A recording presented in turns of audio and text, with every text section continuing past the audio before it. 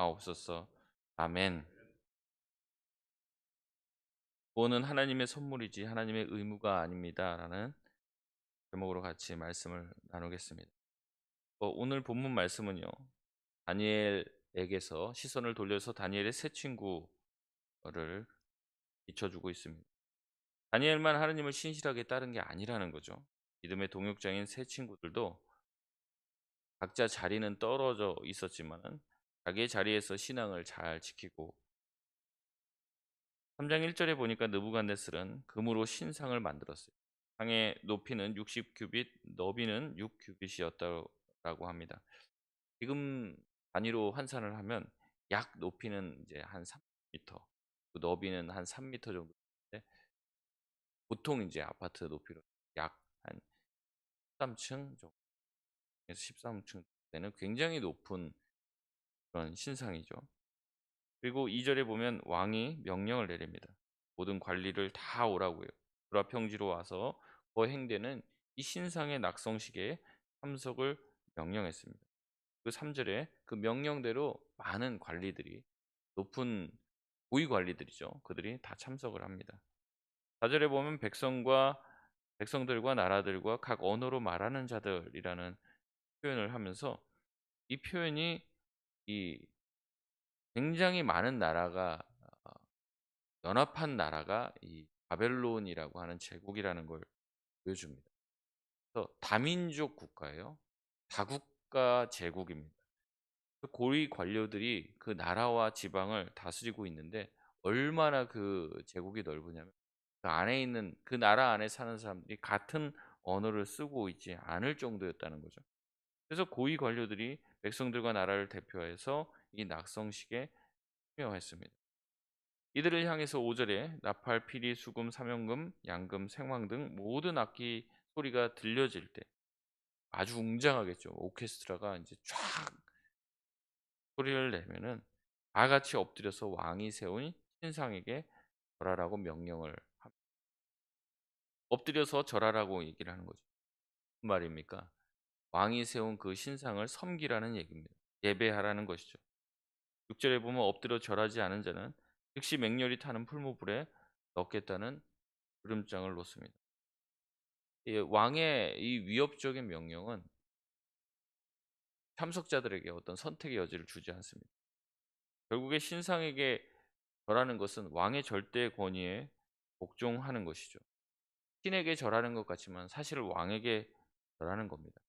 왕에게 어, 충성을 맹세하면서 왕이 시키는 대로 그 신상에게 절한다는 것은 결국에 그 순간 왕은 신이 되는 것이죠. 신격화된 왕은 절대 권력을 가지고 다른 사람들을 자기 마음대로 부리려고 합니다. 그렇게 자기 마음대로 절대 권력을 행사하면서 자기의 힘을 과시하는 것이죠. 제가 군대에 갔을 때만 해도 그런 것 같아요. 그때는 안 그렇다고 하는데, 처음에 후임병들이 오면은 무리한 요구, 뭘 해봐라, 뭘 해봐라. 내 말 안 듣냐? 법을 주는 거죠. 그래서 그 사람이 나에게 충성할 사람인지 아닌지를 테스트하는 거예요. 그럼 군대만 그런 것이 아니죠. 세상의 모든 권력이 그렇습니다.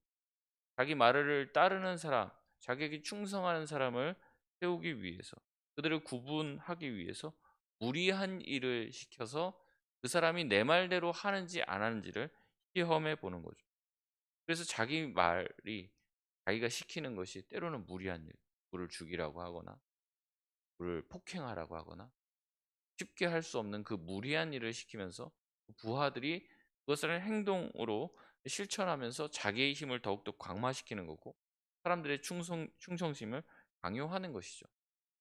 여러분, 그러나 그것 느부갓네살의 요구는 그런 도를 넘어섰어요. 고작 절을 하고 말고를 명령하면서 그 내 말을 따르지 않으면 어떻게 하겠다는 겁니까? 사람들을 다 불태워 죽이겠다라고 하는 요구를 하는 거예요. 자기가 바로 신이 된 것이죠. 그러나 이 10계명 첫 번째 계명이 뭡니까? 나 외에는 다른 신을 섬기지 말라. 이것을 이 사드락 메삭 아벳느고가 안 거예요. 기억을 하고 있는 거예요. 그렇기 때문에 절대 그들은 이 느부갓네살 왕의 요구를 들을 수가 없는 거죠. 이러한 요구를 기다렸다는 듯이 8절에 보면은 갈대아 사람들이 유다 사람들을 참수합니다. 도대체 유다 사람들은 누구일까요? 바로 뒤에 나오지만 이 유다 사람들은 다른 다수가 아니라 사드락, 메삭, 아벳느고였다라는 것을 알게 됩니다. 앞서 2장에서 있었던 다니엘의 꿈 해몽 사건, 여러분 다 기억하실 겁니다. 갈대아 사람들이 어떻게 해요? 왕에게 3번이나 면박을 당하고, 사실은 이 다니엘이 꿈을 해몽한 사건을 통해서 권력의 주변부로 밀려난 거예요. 그 권력의 핵심으로는 다니엘과 이 세 친구들이 들어오게 되는 것이죠. 그렇기 때문에 이 권력에서 밀려난 사람들은 다시 권력의 중앙으로 들어오기 위해서 호시탐탐 기회를 엿보고 있었을 겁니다. 근데 마침 기회가 찾아온 것이죠. 합법적으로 이 다니엘의 세 친구를 죽일 수 있는 이유가 찾아온 것이에요. 그래서 10절부터 11절까지의 고발의 내용은 5절에서 6절까지 이 왕을 대신해서 선포하는 자가 외친 왕의 명령을 거의 문자적으로 다 인용을 합니다. 결국에 왕 스스로가 말한 그대로 그 말을 지키라고 이야기를 하는 거죠. 그래서 이 고발을 보면요, 어떻게 보면 개인적인 원한이나 다른 어떤 이유가 없는 것처럼 보여요. 굉장히 중립적인 표현으로 왕이 명령한 그대로를 지켜라. 우리는 법을 지키고 왕의 명령을 수행하는 사람인 것처럼 보입니다. 우리가 하는 고발은 개인적인 고발이나 어떤 이유가 있어서 그런 것이 아니라 합법적이고 객관적인 고발이라는 식으로 이야기를 하고 있어요. 12절 보니까 뭐라고 얘기합니까? 사드락과 메삭과 아벳느고는 왕이 세워 바벨론 지방을 다스리게 한 자다. 굉장히 높은 고위 관료인 거. 한 국가를 다스리고 한 지역을 다스리는 아주 높은 고위 관료입니다. 그것도 왕이 직접 세웠습니다. 근데 그 사람이 그렇게 왕의 신뢰에서 세운 충성심이 아주 높고 지혜로운 사람이라고 세워놓은 그 사람이 왕을 섬기지 않고 왕이 명령한 그 신도 섬기지 않는다라고 고발하는 거죠. 이 고발은 왕으로 하여금 수치심을 느끼게 합니다. 수많은 사람들을 모아놨어요. 그 자리에서 왕의 명령을 듣지 않은 사람들이 공개적으로 출연하게 된 것이죠. 그러면 지금도 마찬가지지만 이 고위 관료들은 백성들에게 모범이 돼야 하는 것이에요. 근데 공개적으로 왕의 명령을 따르지 않는다. 이거는 단순한 문제가 아닌 거예요. 그냥 놔두면 왕권이 흔들릴 수도 있는 문제가 되는 것이죠.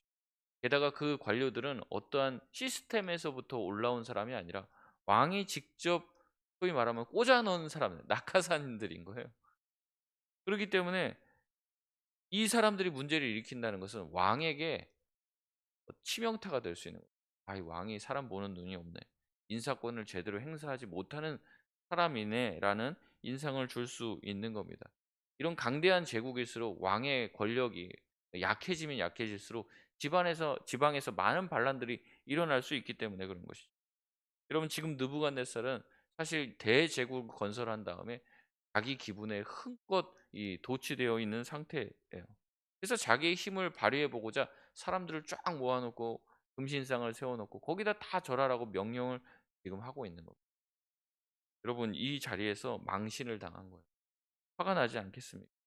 그래서 13절을 보니까 왕이 뭐라고 합니까? 왕이 노했다라고 얘기해요. 똑같은 단어를 또 씁니다. 분하여 분이 막 일어났다는 거죠. 노하고 창피하고 그래서 얼굴이 불그락불그락 하는 겁니다.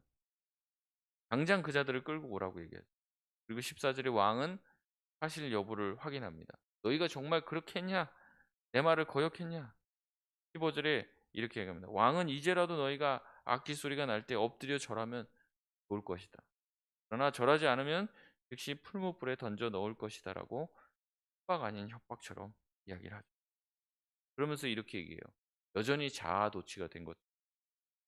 뭐라고 사족을 붙입니까? 등히 너희를 내 손에서 건져낼 신이 보이겠느냐. 스스로 말하는 거예요. 자기가 신적 권능을 가지고 있다는 거죠.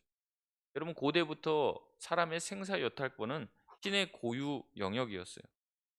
신이 누군가를 살릴 수 있었고 누군가를 죽일 수도 있었습니다.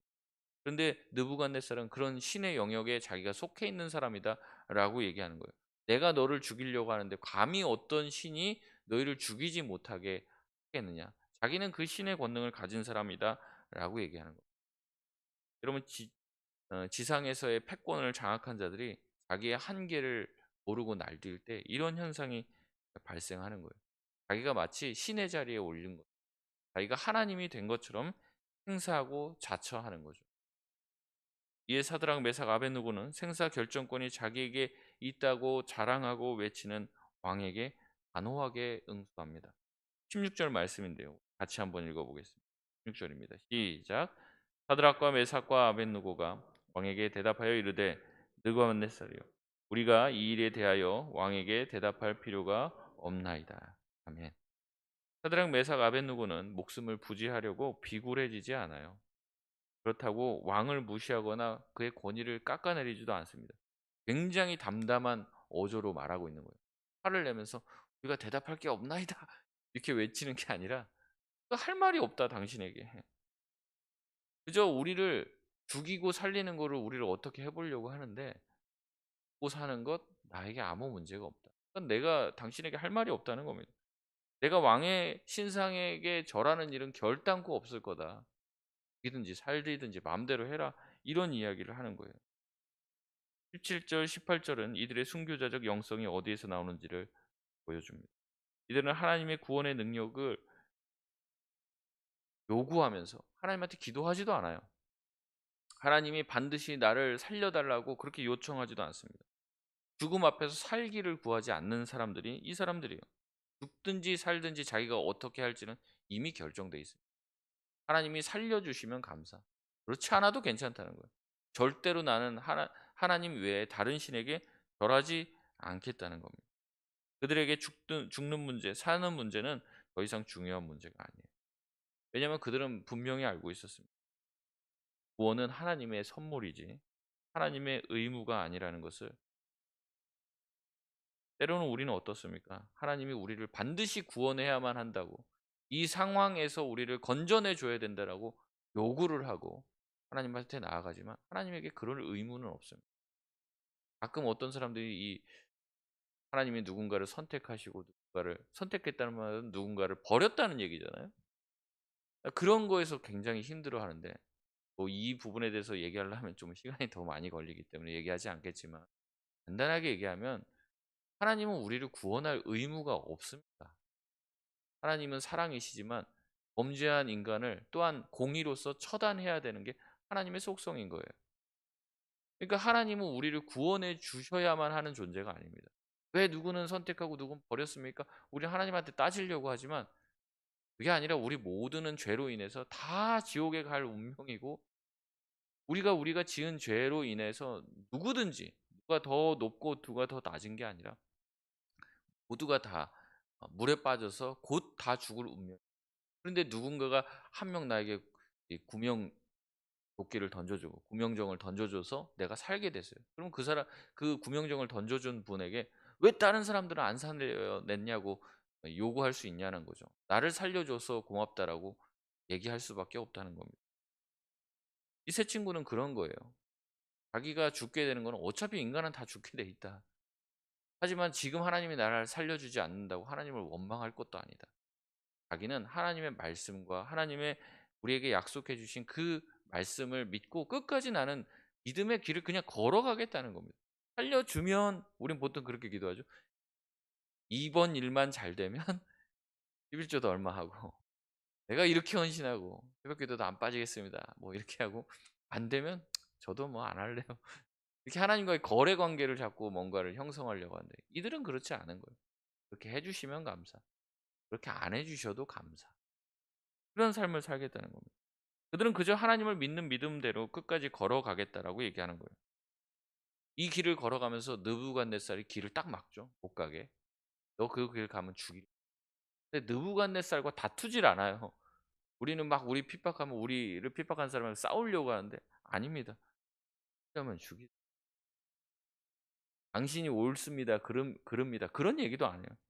그냥 나를 살리든지 죽이든지 나는 우상 숭배 안 할 거예요. 마지막 순간까지 목에 칼이 들어와도 하나님을 향한 믿음을 나는 그냥 지킬 겁니다. 그게 다예요. 그들에게는 그게 가장 중요한 일입니다. 주는 것, 그다음에 죽이는 것, 이것이 그들에게 문제가 되지 않는다는 거예요. 이들은 살아도 감사, 죽어도 감사. 범사에 감사하는 거예요. 여러분, 범사에 감사가 무슨 말입니까? 감사할 만한 일에는 자동으로 감사하죠. 그러면 범사에 모든 일에 범사 모든 일에 감사한다는 건 무슨 말이에요? 감사하지 못할 만한 일에 감사하겠다는 거죠. 그렇게 하라는 명령 아닙니까? 합격해서 감사는 쉽습니다. 개업하고 일이 잘 풀리게 돼서 감사는 쉽죠. 근데 불합격해서 감사, 직장에서 잘려서 감사, 실패하고 폐업해서 감사, 이건 어려운 일인 거예요. 이래도 괜찮고 저래도 괜찮고 하나님이 나를 선한 길로 인도해 주실 것이라는 그 믿음 가운데 나아가는 것 쉽지 않은 것이죠. 그렇기 때문에 기쁘고 슬픈 모든 일에 감사할 수 있는 사람이 이 바로 이 사드락 메삭 아벳느고가 되는 것이에요. 슬픈 일, 안 좋은 일은 나에게 절대로 생겨서는 안 될 일이 아닙니다. 생길 수도 있어요. 그러면 그때 생길 때는 하나님을 향해서 여러분이 예, 보이는 그 표정을 바꿀 겁니까? 하나님이 잘해 주시면 막 생긋생긋 웃고 찬양이 터져 나오고 조금 힘든 일만 생기면 바닥으로 내려가고 주일날 교회도 안 나오고 그럼 그런 신앙은 조금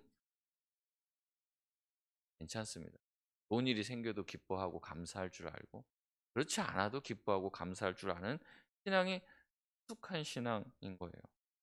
여러분 우리 삶에 좋은 일이 생길 수도 있어요. 그러나 슬프고 아프고 병든 일도 생길 수가 성도들도 교통사고가 날 수 있다는 거죠. 여러분 그렇지만 다치지 마시길 바랍니다. 아프지 마시길 바랍니다. 병들지 마시고 님 부르시는 날까지 저랑 같이 오래 신앙생활 할 수 있으면 좋겠습니다. 하지만 우리가 신앙이 더 성숙하고 더 신앙이 커지면 아파도 괜찮아요. 병들어도 괜찮아요. 육신의 가시가 있지만은 가시를 아는 채 충성할 줄 아는 거예요. 저는 이런 분들을 많이 압니다. 암에 걸렸는데도 찬양을 하더라고요. 중병에 걸렸는데도 진짜 몸이 막 으스러져 가는 그런 상황인데도 날 교회 나와서 예배를 드린다니까요. 세상 사람들이 보면 미련한 거죠. 몸조리를 해야 되는데 어딜 나가냐. 그런 분들이 교회 나와서 예배하고 기도하는 거 보면 이 납니다. 여러분 교회 나오면 병이 낫고 교회 나오면 아픈 몸이 치료되니까 나오는 게 아니에요, 이 사람들. 교회 나와서 예배 드려야 하니까 나오는 거예요. 하나님을 찬양하지 않고 견딜 수가 없으니까 내 몸이 병들고 아프고 암 삼기고 사기고 나와서 예배를 드린다니까요. 제가 아는 한 성도가 있습니다. 몇 번 뇌수술, 뇌 종양이 있어 몇 번 뇌수술. 이제는 한 번만 더 제발하면 그 수술도 안 된다. 이제 다 포기했어요, 의사들이. 저도 가서 막 기도를 해주고 참 그 수술을 받기 전에도 제가 가서 기도를 해주고 항상 그렇게 막 생긋생긋 웃고 "선생님 안 오셔도 되는데 어냐 할 일도 많으실 텐데 가서 설교 준비나 하시라." 이런 얘기를 해 갖고 제가 "아 여기까지 왔는데 무슨 소리냐." 그런 얘기가 있었는데 이 자꾸 그 수술하고 나서 인제 막 경과를 얘기해 주는데 아 힘들고 어려워요. 그 한 번만 더 재발하면 몇 번 재발했거든요. 몇 번 수술을. 한 번 더 수술하면 "얘는 안 되니까 몸조리를 잘해라. 좀 쉬고 스트레스 받지 말고." 그런 거 아닙니까? 그런 얘기를 해요. 근데 보면은 맨날 주일날 아침부터 저녁까지 계속 예배드리고 있어요, 교회에서. 보통 사람들도 교회에서 두세 번 예배드리면 좀 많이 지치잖아요. 저녁까지 꼭 저녁 예배까지 있더라고요. 그래서 제가 그랬어요. "저녁 예배 안 드려도 하나님이 다 이해하신다. 들어가라 좀. 주일날은 예배 한 번 드려도 충분하다. 열심히 주일날 한 번 예배드리고 들어가라 좀. 이렇게 있지 마라. 몸 좀 관리 좀 해라 좀." 그렇게 뭐 주님 앞에 빨리 가고 싶냐. 제가 좀 면박 아니면 면박을 주면서 들어가라고 그랬어요. 그러니까 몇 번 "아 예 목사님." 그러면서 이제 막 피해 다니더라고요 저를. 한 번은 딱 만났는데 제가 또 그 얘기를 하니까 저를 보더니 그렇게 얘기를 했는데 제가 그 얘기를 듣고 울컥했습니다. 회개도 많이 하고 그렇게 얘기해요. "목사님 저보고 자꾸 들어가라고 하지 저도 제 몸 안 좋은 거 알아요. 그런데 저도 제 건강이 염려돼요. 근데 집에서 이렇게 하면 재발하면 어떡하 아 이렇게 하다 재발하면 어떡하지?" 전전긍긍하면서 살다가 주님 만나고 싶지 않다는 거예요. 목사님 제가 이렇게 있다가 뇌에 그게 터져도 하나님께 예배하다가 주님 만나면 하나님께 찬양하다가 터져 갖고 그렇게 주님 만나고 싶어요, 저는. 자꾸 왜 목사님은 목사인데 왜 교회 나오지 말고 집에 들어가라고 그러냐고 자기한테. 자기는 매번 그 예배 자리가 자기가 예배 드리다가 죽을 수 있다는 걸 생각하고 예배 드린다는 거예요. 자기의 마지막 자리가 예배의 자리였으면 좋겠다는 거예요. 자기는 그렇게 예배 드리고 오는데 자꾸 왜 목사님이 집에 가라고 하냐고 그런 말 하지 말라고. 근데 제가 그 얘기를 듣는 순간 울컥하면서 눈물이 나오더라고요. 전 주일날 저녁 예배 드릴 때 빨리 끝내고 집에 가야지 이 생각으로 꽉 차 있었는데 그 한 성도는 자기가 목숨 걸고 예배 드리는 거예요.